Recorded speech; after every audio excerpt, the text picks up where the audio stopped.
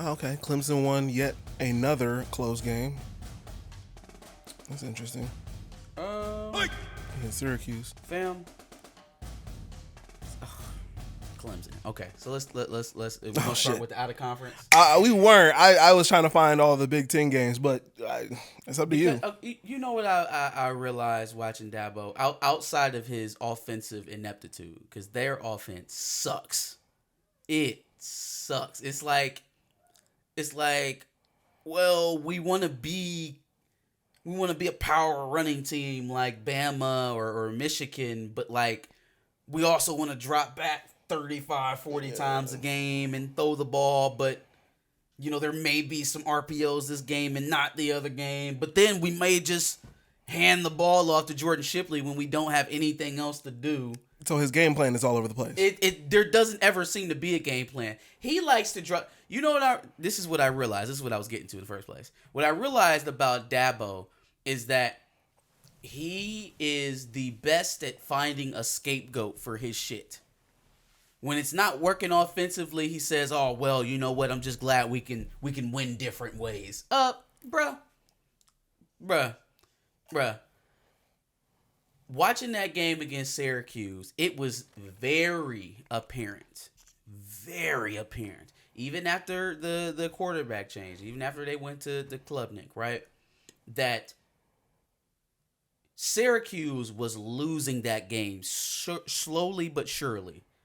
It wasn't necessarily that Clemson was doing something that was all that phenomenal. Now, I'll take my hats off to the defense. Their defense looks great, as it usually does. But offensively, the quarterback change didn't do nothing. What ended up happening is that in the second half, Syracuse couldn't get anything going offensively. Nothing. They couldn't score. They could not score at all. They got shut out in the second half. And you only gonna give a team that has more talent than you so many opportunities to score the ball, and that's what they did. But like, Clemson did not dominate their way to that win against Syracuse. They didn't even outwill. It was just kind of like Syracuse won't take it. They literally will not take this game. Mm-hmm. So then, you know, Clemson wins by default. Yeah, literally. That's literally what it was. The whole quarterback thing, right? The reason why it was so easy for Dabo to bench DJ in lieu of Klubnik is because it gave him his damn scapegoat. Look at what happened when he did it. He put Klubnik in and he threw 4 passes all game. DJ couldn't have did that. Literally any quarter. So then Petrus can do that. So then if we're looking at it, well, I don't fucking know about that. I don't understand how Petrus is still on scholarship at Iowa right now. We will definitely get into it. But yeah, at that point, if you're looking at it like that, the quarterback wasn't the damn problem. If what you needed to do was put the ball in the stomach of Shipley, and I forgot who the backup is over there, but he had a good game too. Yeah, I only know Shipley. Put that ball in their stomachs and ride them to a win. Then DJ could have did that. He just need the plays called. As a matter of fact, he probably would have helped you because he adds to the running game. Yeah. Just like Klubnik did. You gonna try to tell me Klubnik's a better runner than DJ?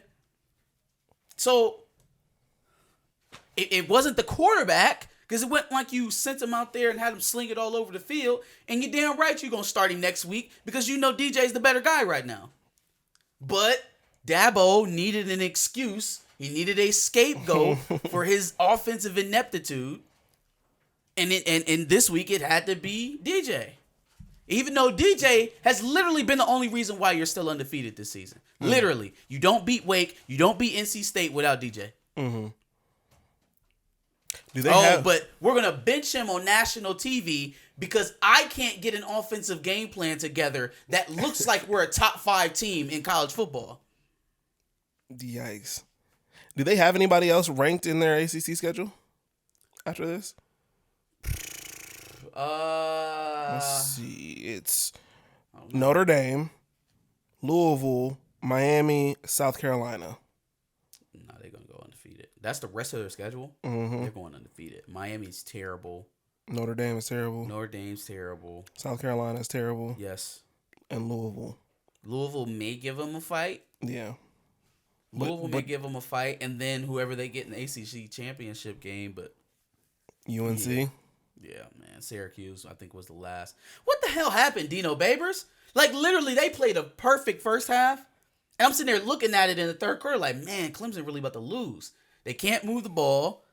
Shit, Syracuse doing what they need to do as long as they don't completely shit down their leg and get 8 penalties for over 100 yards in the second half, which is what they did. Stupid stuff. Dumb stuff. Chucking a quarterback out of bounds on 3rd and 21. Don't touch him. Yeah. Do not touch him. Yeah, it's wild. Why? Dear God, what the hell happened? And it's crazy because I was watching the game earlier with Syracuse earlier this year with Dino Babers versus Virginia and Tony Morrison, right? And so that game, Dino Babers looked like he was the X's and O's guy, the guy who had his guys disciplined and ready to play football, and that's how he beat Virginia when they were both, I think they were both undefeated at that point. Mm-hmm. And then turn around here versus Clemson, and now you look like Tony Morrison looked. I don't know what happened. Some clock mismanagement at the end of that game. That game really pissed me off. It really did. It's most of my own fault because I was so sure that Clemson was going to lose. And so, like, I'm sitting over here chanting. I'm like, oh, man, to hell with Maryland and Northwestern. I'm about to watch Clemson lose. And it didn't shake out, man. It disappointed me. Damn. Mm-hmm. All right, well, the house is now divided with our resident Michigan fan, Marcus Turaw, and your resident Ohio State University fan, it's JTG. Let's just get right on into it, man. Ohio State faced Iowa, top-ranked defense. They won 54-10. The score wasn't really indicative of first half struggles mostly, and I'm not a person who says, oh, well, Ohio State scored more and held Iowa's defense or held Iowa to less points than Michigan did. So obviously we're so much better than Michigan. I'm much more critical about what I've seen in that game, especially in the first half. 6 turnovers sounds good, but it's against the worst offense in the nation. Yeah, let's talk about Ohio State first because I'm going to lay into Iowa. Red zone efficiency, 100%. Field goals. 4 field goals in the first half. I was getting ready to say, hold on, wait. 4 field goals in the first half. 100% scoring efficiency. Got it. Yeah. Got it. Okay. 66 total rushing yards. That's the most glaring thing for me is that they will not work against better teams. Yeah. CJ Stroud making very poor decisions in order to avoid being hit. Had an interception. Almost 2, but 1 got called back.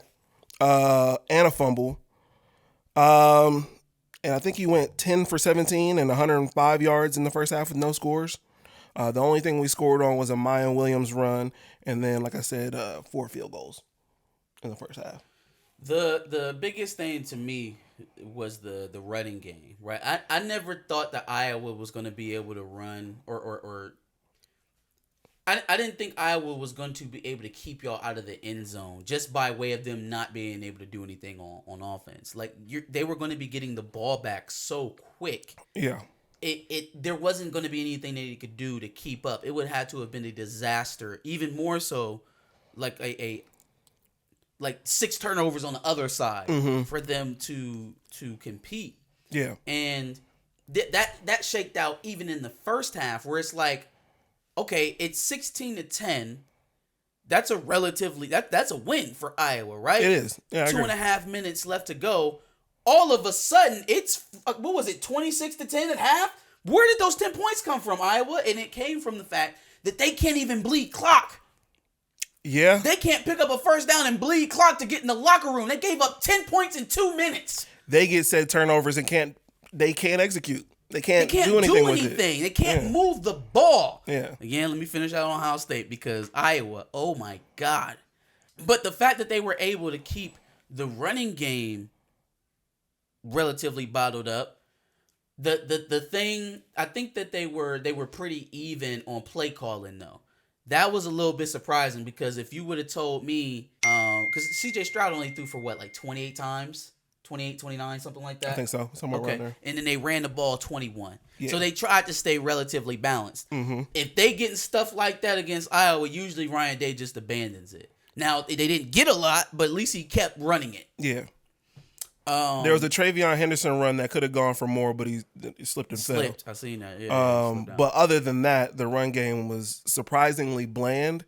And you would think with the running game being what it was, and C.J. Stroud having early mistakes and just having a bad game early on, that's it. That's the game. You know what's funny? C.J. Stroud's season is eerily similar to what it was last year. Not a stellar performance in the very first game, but enough to win, right? Then dominates in the coming weeks.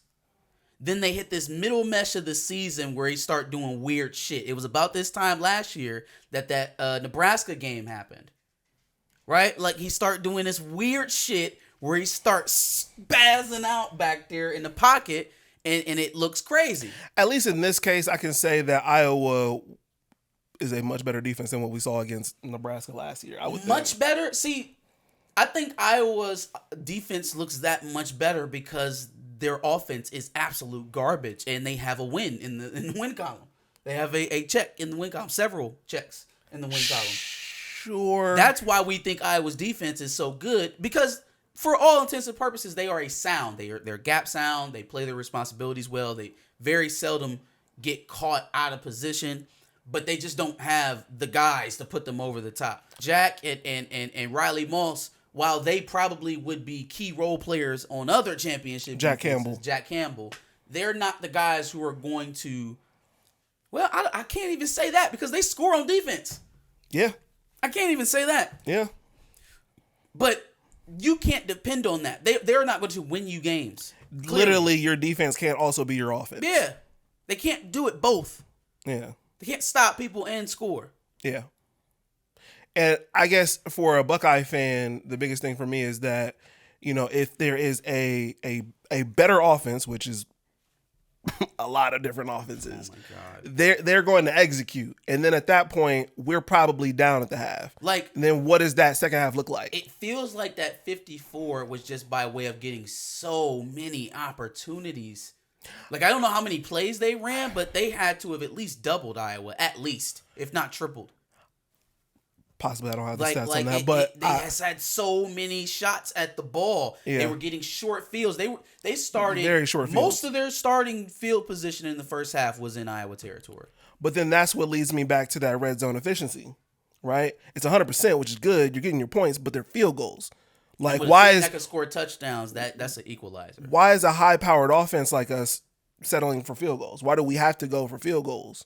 I mean, we just weren't performing is the answer to that. But we got to do better. We got to execute better, at least in the first half.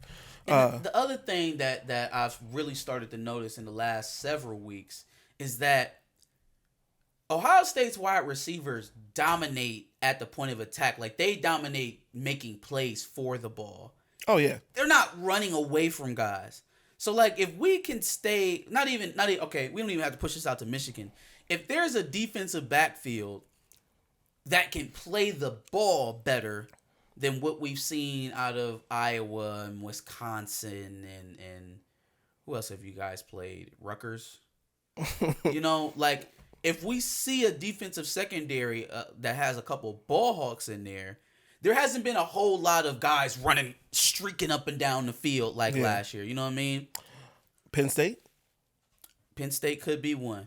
Last thing I will say about y'all, JSN, I will retract my statement about him, hanging it up for the season, because even if he doesn't play another down, I watched him try in multiple weeks. Okay. I watched him go back out there and give it his all and try to play. Mm-hmm. You know what I mean? And compete at the highest level that he's able to. Yeah. So even if he isn't able and he has to shut it down, at least I know I've seen it with my eyes now. He at least tried to come back. There's no, oh man, well, the whispers are behind the scenes. He just doesn't want to get hurt. That's trash to me. Yeah. He went out there and he gave it his all. So now there's a legitimate reason to say, look, you're not giving us everything that we would expect to get from you. You know what I mean? Like, when Julian Fleming and Emeka Egbuka, Jesus, are more focal points in the offense Marvin at Harrison this point Jr. in the season than JSN, Yeah. At that point, do you want Stover. to risk further injury being the fourth option on this offense, or do you want to Just keep shut it down, stay try to healthy? get yourself healthy for the draft? That At this I point, understand. because he has tried to go back, if you do sit out for the draft, it's like, well, and the return he isn't all that great right now either. It's not like he's going out there and dominating and still getting hurt. Right. It doesn't look all that great. So, so I can see that now. Cade Stover has bunnies, by the way. He hopped over an Iowa defender. I was like, oh, where'd that come from? It's Iowa. Can't nobody jump over there. The second half was a little bit of a different story. CJ Stroud finally got it together a little bit, which is great and all, but I never want to see you playing from down. Yeah, man, 284 touchdowns. That look good, but a sack fumble for a touchdown, interception, a lot of missed throws. It wasn't the most clean game. Yeah, the most clean game. Yeah, and again, a better offense executes against that. So we got to score in the red zone, score touchdowns in the red zone, and we just got to look better. I think CJ Stroud knows he needs to look much better than what he played. And it was a test. It was definitely a test. So hopefully Ryan Day and the guys can take that and work with it and make adjustments as needed so that, in November where we have a tougher schedule, things will look better. So a win nonetheless. Go Bucks. Rutgers beat Indiana 24-17. That was a coin toss game. Yeah. Honestly. And it just whoever executed down the stretch was going to be the winner.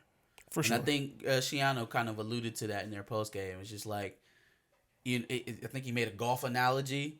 You can have a guy who can drive it, 1,000 yards, but if he's hitting it in the woods somewhere, it doesn't matter. So they're playing hard and they're doing it cohesively, right? So I always said Rutgers would be a team that will continuously get better with Shiano there.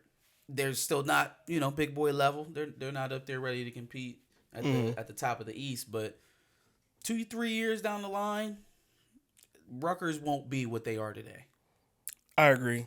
I am excited to see what Connor Bazelak can eventually become. I think a lot of these games, he hasn't shown, I guess, the best effort, but it is his first year starting, if I'm not mistaken. So, hopefully he can maybe shake this off. They get some more key players to help with their offense, and hopefully Iowa he becomes a better player. I'm just kidding, Iowa. Indiana doesn't have enough playmakers to do anything. Yeah. They just don't have enough guys outside to really threaten at this point. And when your defense isn't, lights out, that's going to make you lose a lot of close games. I mean, I look at it like Aiden O'Connell gets a Charlie Jones and he starts looking. Well, he had a David Bell the year before. And so maybe Connor Bazelak gets his David Bell or Charlie like Jones, and he starts to perform a little bit better and starts winning some of these closer games. So that'll be interesting to see, especially for Indiana, who, I mean, they did look good a couple years ago, but nothing spectacular, at least as of this year, for sure. Okay. Wisconsin beat Purdue 35-24. Purdue. Every time you think you're out, they pull you back in. I don't know what it is about this West. Yeah, the Big Ten West teams are disappointing me. Every single time somebody pulls ahead for the last 3 weeks. We've done this for 3 weeks in a row. And you know what's funny? Not only has it been like that for the Big Ten West, but it's been like that for the Pac too. But the Big Ten West, so we think that it's going to be Minnesota, right? Minnesota loses. Then, who's been Minnesota, Purdue, and Wisconsin.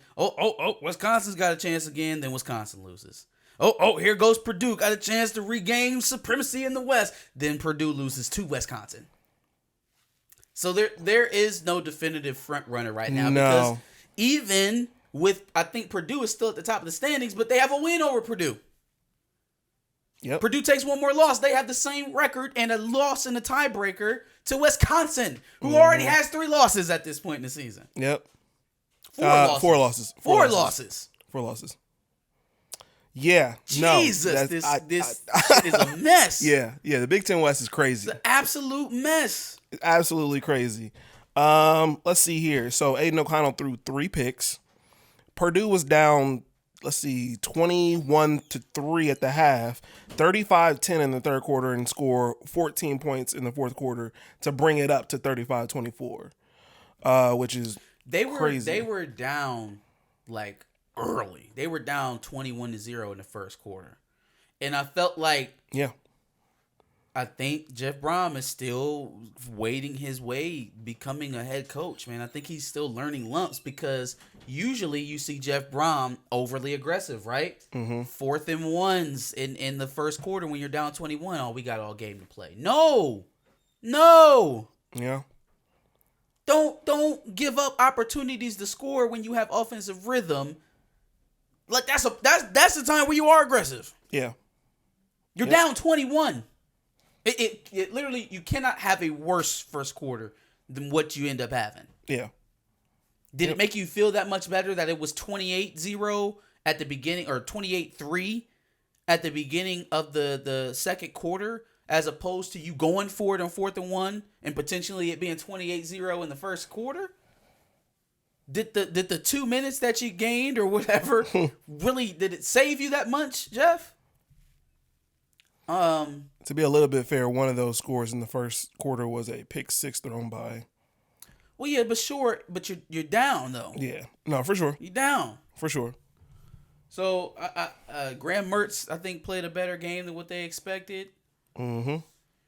It's just a mess over there in the West, man. It is. It absolutely is. There are no clear leaders, unfortunately. And we'll talk about yet another Big Ten West loss here in a second, but first, Maryland beat Northwestern 31-24.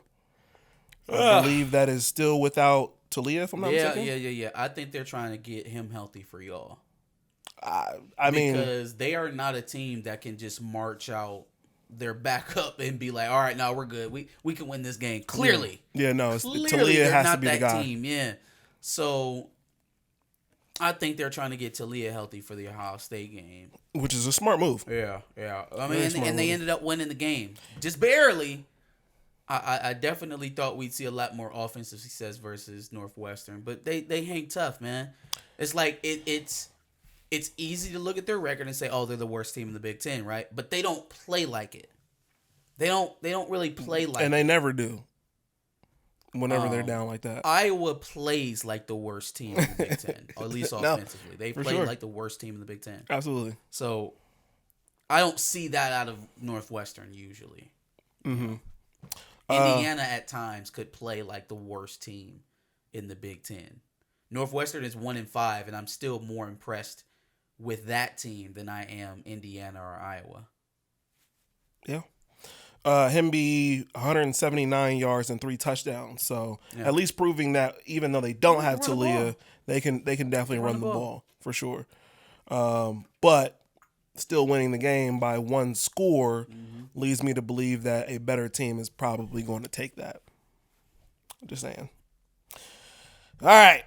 Penn State, after a loss to Michigan, after a shellacking by Michigan, goes on and provides the same thing against Minnesota, 45-17. Literally the same type of score. And I kind of, because I did miss this game. I did too. Watching Black Adam. But going back and looking at the box score and the highlights, they just threw the ball all over Minnesota. So which makes me wonder if they were going to beat Purdue anyways. Right? Like, were you going to be able to hang tight with Purdue? Because I think Purdue has better passing offense than Penn State. Oh, yeah. So, I don't. If this was the type of performance your defense put up against Penn State, I think we were inflating Minnesota a little bit. Because even outside of Tanner Morgan, right? That explains the low scoring total. Yes. But the 45 points, you can't blame that on Tanner Morgan not being there. At all. Mo Ibrahim that's did his job to the best of his ability. 102 yards, 1 touchdown. I mean, you got to hold a team that just scored 17 points versus a top flight Big Ten team the week before to less than 45 points, fam. You got to give us a shot. Yeah. Got to give us a shot. They had no chance. Yeah, Sean Clifford should not be throwing for 295 yards, 4 touchdowns. Yeah, if your starting quarterback is out, it's your defense's time to give the backup a chance. And he didn't have a shot. And on top of that, 4 touchdowns. Singleton also carried for 79 yards, 2 touchdowns. So like now that was the more surprising thing for me for Penn State because I thought they would have gotten back to the run game. That wasn't the case. That wasn't the case. I mean, I guess Singleton had an okay individual game, but as a team, they didn't rush for much. So I think that's going to continue to be a thing. Yeah, neither him or Katron Allen got 100 yards. I think total we're looking at about 150, 160 yards total rushing. So, but hey, they got a dub and they are 6-1 now. So still got something to play for. If they could do something next week. Yeah, no, I'm excited to see what this game is going to look like because this would be the first big this is offense. This is it for them.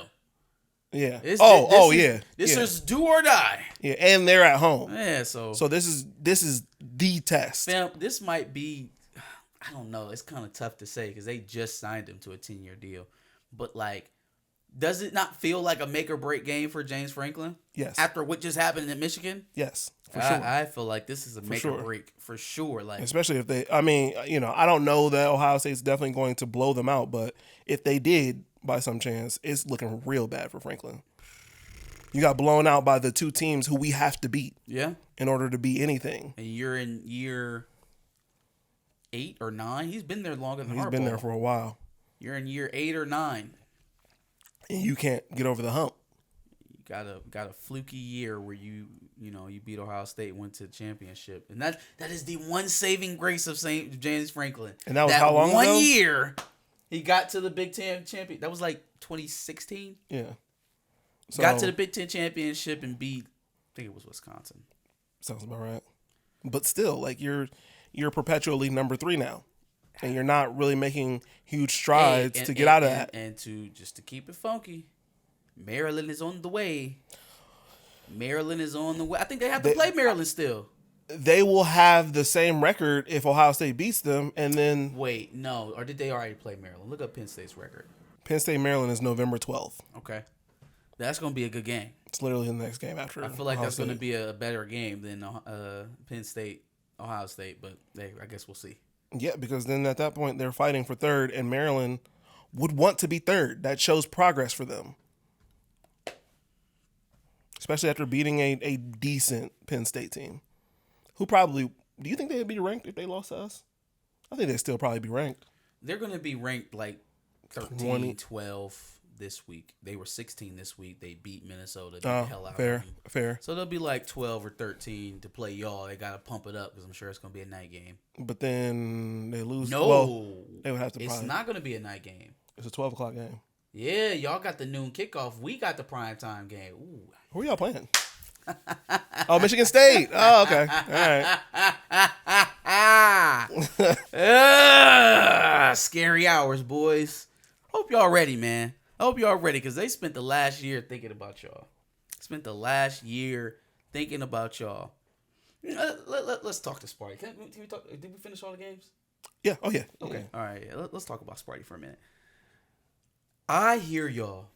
I see y'all in our comments. I see y'all talking on the YouTube shorts. I see y'all. I hear y'all.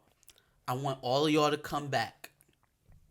After I put together next Sunday's review of these games, make sure y'all come back. Come back, please. I'd love to hear your input after what happens on next Saturday night. Tuck coming. Oh, man. Tuck coming. I can't wait. We're going to open up the door for him. Oh, my God. I cannot wait. 2-0. Tuck coming. Because it feels like, even though we've had some somewhat big games, well, I guess Penn State was a big game, but we haven't had that, man, I effing hate these guys on the other side. You know what I mean? We haven't had that moment yet. This is it. Halloween. Ah, man. I can't wait, man. Can't wait. We should score no less than 50. No less than 50. Like, 50 should be the point in time when we stop running up the score, put the backups in, and then let them go get whatever they go get. So if it end up being 60, 65, hey, that's on y'all. But we have to prove a point. Mm-hmm. We have to prove a point. Like, I think Michigan State fans think that they have a better program than Michigan. I think they think that like legitimately. I could see based off of comments that I've seen from Michigan State fans, but I don't see how you could honestly think that. They legitimately believe that they have a better program. Not that, we because the dominated the rivalry, right, in the last 10, 15 years. You know what I like in that too? The Clippers beating the Lakers for the last 10 years. And how many rings have they gotten for those regular season? How many Big Ten championships can you claim you won off of those? I think they got one. So in the 15 years that you've been dominating the rivalry, you have just as many Big Ten championships as Jim Harbaugh. Facts are facts. 2 coaches, 15 years, 10 out of the last 14, and you got one banner. Shut up. That's why you give your players rings for beating Michigan, because we know we ain't going to Indy. Jesus. And you know what? After we do what we about to do to y'all next Saturday, you won't have no choice but to shut up. You won't have any other choice but to shut up. So I cannot wait. Cannot wait. Tuck coming. He's not. Come to get that ass whooped. 2-0. Give us your thoughts on college football this week, week 8. Tell us how your team did. Tell us what you thought about the other Big Ten teams. Make sure you like, share, subscribe, and come back next week for week 9. Absolutely. And make sure, like he said, you subscribe, because we talk about college football literally every week. And just check out some of our recaps from previous weeks to kind of see what we've been saying about different teams throughout the season.